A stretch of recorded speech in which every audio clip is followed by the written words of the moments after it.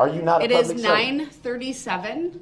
Call It is your... 8:37. Sorry, 8:37. You're right. Call your next witness. Your Honor, you're rushing me to judgment. There's no rush to judgment. Call your next witness, We had please. a legal matter that needed to be addressed.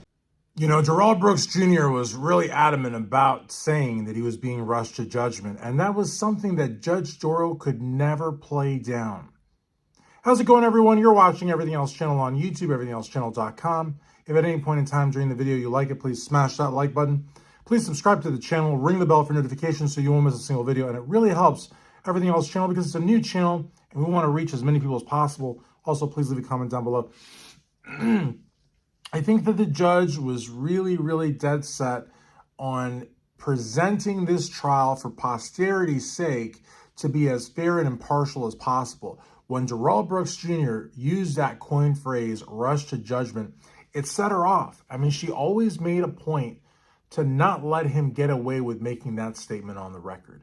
And not even on the record. Sometimes they were not even on the record, and she still made sure to argue the point with him to the point that he basically withdrew it, or he sat down, or he stopped raising it.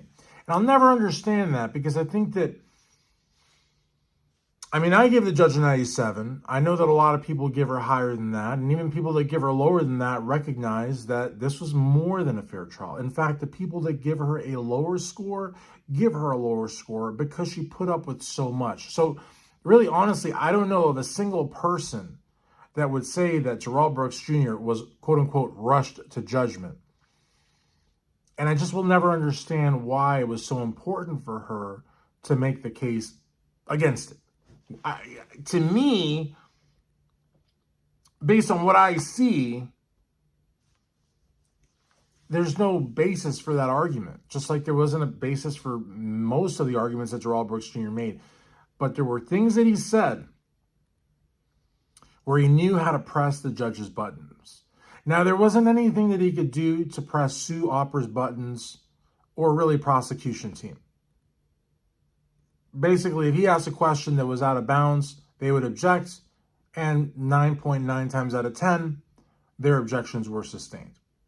So the reality of the matter is that for some reason, Darrell Brooks Jr. just wanted to get under Judge Darrell's skin, and rush to judgment was, I would say, you may say different. That may be a great comment for you to say, no. In fact, that was not the main trigger. This was the main trigger. But to me, rush to judgment was one of his catchphrases. It was something he really liked to employ to get the judge to just, argue with him. For lack of a better term, for lack of a better point, he was able to get her to argue with him whenever he would say that he was being rushed to judgment. So I think that catchphrase, honestly, is probably at the top of my list with regards to what Darrell used to get under Judge Darrell's skin. Now, there's other things that he used to get under particular witnesses' skin, like Erica Patterson. There's things that he tried to do unsuccessfully to get under Sue Opper's skin. He certainly had some tussles with some of the witnesses, a lot of the experts, law enforcement, like the one law enforcement officer that made the aside about how women could be.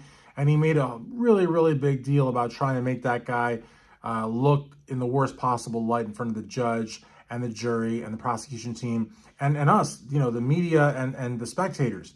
But because he was trying to one-up the guy, because this was an officer that interrogated him, but that Darrell, I think, liked. And I think Sue Opper and prosecution team hit the nail on the head. He liked this officer for whatever reason and opened up to him more so than he had to any other officer. And I think Darrell's pride was hurt. And I think that maybe he was kind of upset at himself for having allowed himself to open up to this officer, knowing full well he was being interrogated, knowing full well he was being recorded. And so maybe he wanted to one-up this officer by painting him in the worst possible light, by having him bring up, the tactics that he employed to get Darrell to open up, which was basically some sort of common ground when it came to women, their women, girlfriends, wives, whatever. So in any event, I would say that rush to judgment was probably his go-to to get under Judge Darrell's skin. What say you? And why did Judge Darrell, why did she feed into it?